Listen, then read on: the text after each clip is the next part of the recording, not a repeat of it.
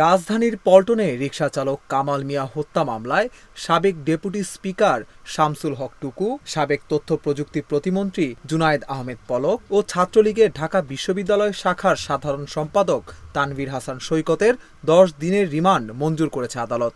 আজ বৃহস্পতিবার বিকেলে ঢাকার চিফ মেট্রোপলিটন ম্যাজিস্ট্রেট আদালত তাদের উপস্থিতিতে শুনানি শেষে এই রিমান্ড মঞ্জুর করেন। এর আগে বিকেল 3:45টার দিকে তাদের আদালতে আনা হয়। এ সময় নিম্ন আদালতে ব্যাপক নিরাপত্তা বাড়ানো হয়। 14 আগস্ট গোপন সংবাদের ভিত্তিতে রাজধানীর খিলক্ষেত থানার নিকুঞ্জ আবাসিক এলাকা থেকে আত্মগোপনে থাকা অবস্থায় 12তম জাতীয় সংসদের ডেপুটি স্পিকার শামসুল হক টুকু, সাবেক প্রতিমন্ত্রী জুনায়েদ আহমেদ পলক এবং ঢাকা বিশ্ববিদ্যালয় ছাত্রলীগের সাধারণ সম্পাদক তানভীর হাসান সৈকতকে পল্টন থানার একটি মামলায় গ্রেপ্তার করা হয়। পরে তাদের জিজ্ঞাসাবাদের জন্য 10 দিনের রিমান্ড আবেদন করে পুলিশ।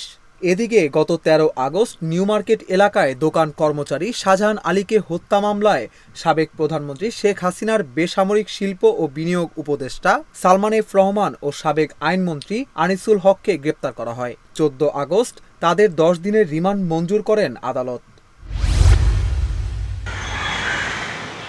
2010 সালের 25 মার্চ আন্তর্জাতিক অপরাধ ট্রাইব্যুনাল গঠন করে যুদ্ধাপরাধী ও মানবতাবিরোধী অপরাধীদের বিচার শুরু করে আওয়ামী লীগ সরকার।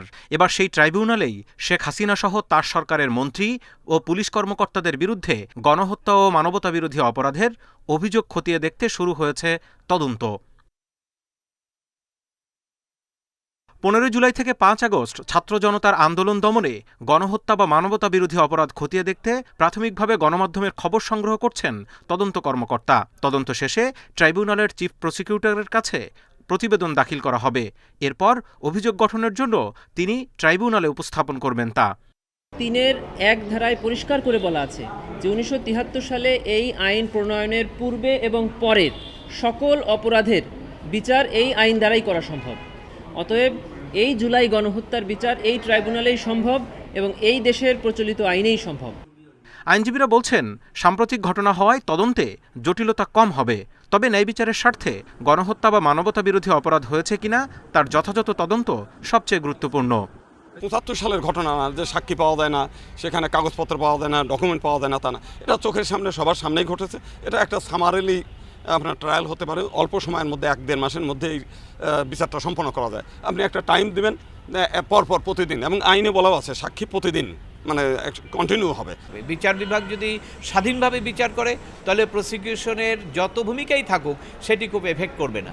আর যদি বিচার বিভাগের অবস্থানটা দুর্বল থাকে, আগের মতো থাকে, তাহলে প্রসিকিউশনের যা চাইবে সেইটির একটা প্রভাব পড়বে। এটা খুব বাস্তবতা। অভিযোগপত্রে বলা হয় 5 আগস্ট শেখ হাসিনা সরকারের পদত্যাগের আগে 20 দিনে 439 জনকে নির্বিচারে গুলি করে হত্যা করা হয়েছে। Zahidul Bashar, independent news, Dhaka. ভারতের কলকাতা শহরে আর.জি. কর মেডিকেল কলেজে কর্তব্যরত অবস্থায় একজন তরুণী চিকিৎসককে ধর্ষণ ও খুনের ঘটনায় সারা দেশের ডাক্তার সহ বিভিন্ন শ্রেণী পেশার মানুষের প্রতিবাদ তুঙ্গে। 31 বছর বয়সী ওই তরুণীর দেহের ময়নাতদন্তে যৌন হেনস্থার প্রমাণ মিলেছে এবং কর্তৃপক্ষ গোটা ঘটনাটি প্রথমে চাপা দেওয়ার চেষ্টা করেছিল। এই ধরনের অভিযোগ ওঠার পর সমাজের সর্বস্তরের মানুষ কার্যত ফুঁসে উঠেছেন। ব্রিটিশ সংবাদ মাধ্যম বিবিসির প্রতিবেদনে বলা হয়, গত বৃহস্পতিবার রাতে টানা 36 ঘন্টার অনকল ডিউটিতে ছিলেন তরুণী চিকিৎসক। রাতে পালমোনোলজি বিভাগের সেমিনার হলে কিছুক্ষণের জন্য বিশ্রাম নিতে যান তিনি। পরদিন সকালে জুনিয়র সহকর্মীরা ওই হলের ভেতরেই তার অর্ধনগ্ন মরদেহ পড়ে থাকতে দেখেন। তরুণীর পরিবারের পক্ষ থেকে অভিযোগ করা হয়েছে, হাসপাতাল কর্তৃপক্ষ ও পুলিশ তাদের প্রথমে জানিয়েছিল তাদের মেয়ে আত্মহত্যা করেছে। পরে অবশ্য তীব্র জনরোষ ও ক্ষোভের মুখে পুলিশ এই ঘটনায় ধর্ষণ ও হত্যা মামলা দায়ের করে।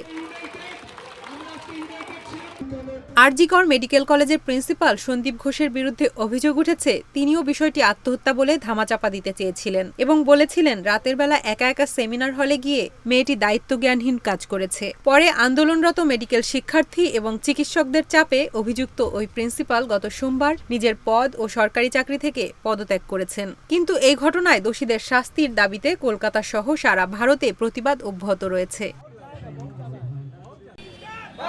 হাসপাতালের সেমিনার হল থেকে ওই তরুণীর মরদেহ উদ্ধারের ২৪ ঘন্টার মধ্যেই পুলিশ মূল অভিযুক্ত সন্দেহে সঞ্জয় রায় নামে এক ব্যক্তিকে গ্রেপ্তার করে। তিনি কলকাতা পুলিশের সিভিক ভলান্টিয়ার বা সহযোগী কর্মী হিসেবে নিযুক্ত ছিলেন।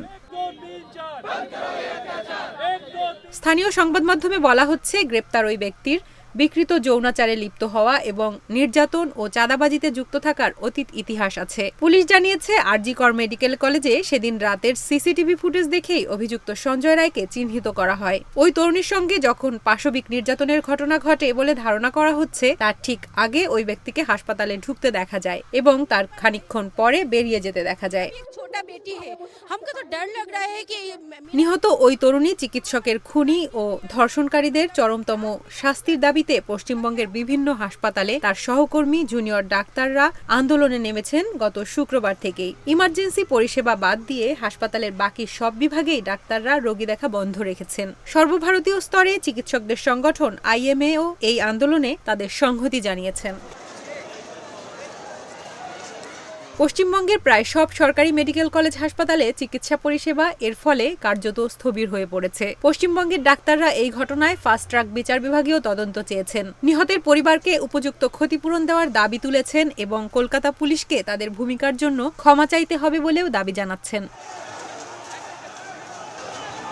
বিশ্লেষকদের মতে, পশ্চিমবঙ্গের মুখ্যমন্ত্রী মমতা বন্দ্যোপাধ্যায় সরকার এই ঘটনাকে কেন্দ্র করে বেশ চাপের মুখে রয়েছে। তিনি এই ঘটনার তদন্তের জন্য কলকাতা পুলিশকে আগামী রোববার পর্যন্ত সময় দিয়েছেন। এর মধ্যে তদন্ত সফল না হলে কেন্দ্রীয় সরকারের তদন্তকারী সংস্থা CBI এর হাতে তদন্তভার তুলে দিতে পারেন বলে জানা গেছে।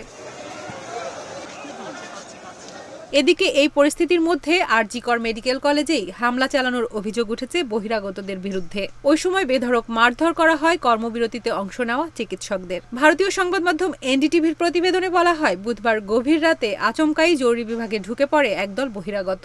জরুরি বিভাগে ঢোকার আগে কর্মবিরতিতে অংশ নেওয়া জুনিয়রদের বেধড়ক মারধর করে। এমনকি পুলিশের দিকেও তেড়ে যায় বহিরাগতরা। তাদের সামনে কার্যত আত্মসমর্পণ করে পুলিশ। মাত্র আধা ঘন্টার মধ্যে আরজি করের দখল নেয় বহিরাগতরা, অভিযোগ উঠেছে।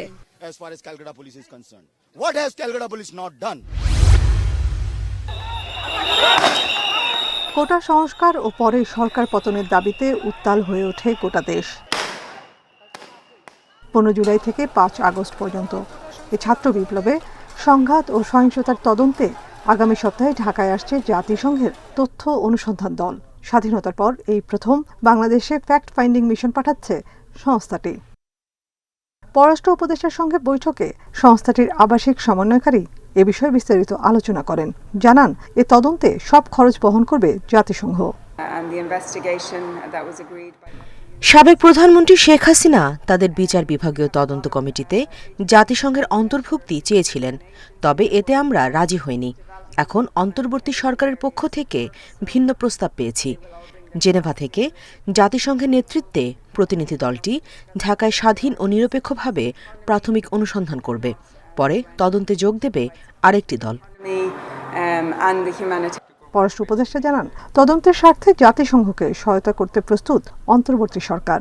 একটি নিরপেক্ষ তদন্ত এবং দোষীদের বিচারের মুখোমুখি করাই নতুন সরকারের চাওয়া। অর্থায়নই সবকিছু না, এখন তারা স্বাধীনভাবে করুক, কিন্তু উনি যদি এখানে ইনভেস্টিগেট করতে যান, তার সিকিউরিটি ব্যবস্থাটা হলেও তো দেখতে হবে। কাজেই স্বাধীন যতই হোক না কেন, তারপরেও তো আমাদের ইনভলভমেন্ট থাকতেই হবে, কারণ এই সরকারও চায় যে একটা ট্রান্সপারেন্ট একটা ইনভেস্টিগেশন হোক এবং তার ভিত্তিতে আইনগত ব্যবস্থা নিয়ে শাস্তি দেওয়া হোক। কাউকে কিন্তু আরবিট্রারিলি বা সামারি ট্রায়ালের কোনো চিন্তা কিন্তু সরকারের নেই। আমরা পুরোপুরি আইন অনুযায়ী করতে চাই কাজ। এদিকে পররাষ্ট্র উপদেষ্টার সঙ্গে সৌজন্য সাক্ষাৎ করেন রাশিয়া ও জাপানের রাষ্ট্রদূত। নতুন সরকারের সঙ্গে দ্বিপাক্ষিক সম্পর্ক আরও এগিয়ে নিয়ে যাওয়ার কথা জানান তারা। বাংলাদেশ ও রাশিয়া নিজেদের অভিন্ন স্বার্থ এগিয়ে নিতে একসঙ্গে কাজ করবে বলে প্রত্যাশা জানিয়েছেন রাশিয়ার পররাষ্ট্রমন্ত্রী সের্গেই লাভরভ। আমি সেই বার্তাই উপদেষ্টাদের কাছে পৌঁছে দিয়েছি। আমি রাষ্ট্রদূতকে বলেছি যে আমরা যেহেতু রাশিয়ার বিরুদ্ধে স্যাংশন আছে আমাদেরকে, এবং আমাদের যা পজিশন, আমরা তো যুদ্ধ করতে যাব না কারোর সাথে, পারবো না। কাজে আমাদেরকে যেটা করতে হবে সেটা হলো যে এই যে স্যাংশন রেজিমের ভিতর দিয়ে আমরা যেটুকু সহায়তা করতে পারি, যেটুকু ইন্টারাকশন করতে পারি। এছাড়া রোহিঙ্গা সমস্যা সমাধানে টোকিওকে আরও ভূমিকা নেওয়ার আহ্বান জানান উপদেষ্টা। Nafiza Dubla, Independent news, Dhaka. সরকার পতনের পর আওয়ামী লীগ যেন প্রতিবিপ্লব করতে না পারে সেজন্য মঙ্গলবার থেকে রেজিস্ট্যান্স উইক কর্মসূচি পালন করছে বৈষম্য বিরোধী ছাত্র আন্দোলন। এর অংশ হিসেবে 15 আগস্ট সারা দেশে সর্বাত্মক অবস্থান কর্মসূচি পালনের আগেই ঘোষণা দিয়ে রাখে আন্দোলনকারীরা। কেন্দ্রীয়ভাবে ঢাকার শাহবাগ চত্বরে বৃহস্পতিবার বেলা 11:30টার দিকে জড়ো হন বৈষম্য বিরোধী ছাত্র আন্দোলনের সমর্থকরা।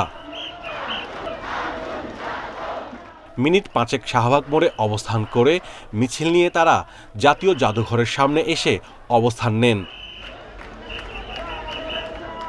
দেশ ও দেশের বাইরে থেকে আওয়ামী লীগ বিভিন্ন অপচেষ্টা করার চেষ্টা করছে বলে অভিযোগ করেন সার্জিস আলম।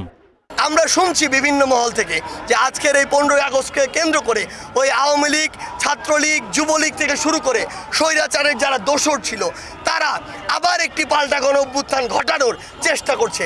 তারা যদি আবার বিন্দুমাত্র চেষ্টা করে এই দেশে একটি পাল্টা গণ অভ্যুত্থান ঘটানোর জন্য, তাহলে তাদের আর কোনো অস্তিত্ব থাকবে না। আরেক সমন্বয়ক বলেন, আওয়ামী লীগ ক্ষমতায় আসার জন্য এখন মোদির ওপর নির্ভর করছে। তারা গণবিমুখ হয়ে, তারা হচ্ছে মানুষ বিমুখ হয়ে, তারা হচ্ছে মুদিমুখী হয়েছে। অর্থাৎ তারা মানুষ থেকে মুখ ফুরিয়ে তারা মুদির উপরে নির্ভর করছে তারা ক্ষমতায় আসার জন্য। আমরা দেখছি যে সজীব আজাদ বলছে যে উনি মুদিকে রিকোয়েস্ট করছে যে যেন দ্রুততম সময়ের জন্য নির্বাচনের ব্যবস্থা করে।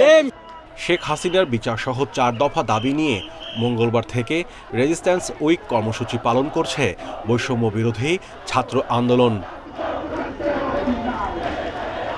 Mahmudul Hasan, independent news, Dhaka.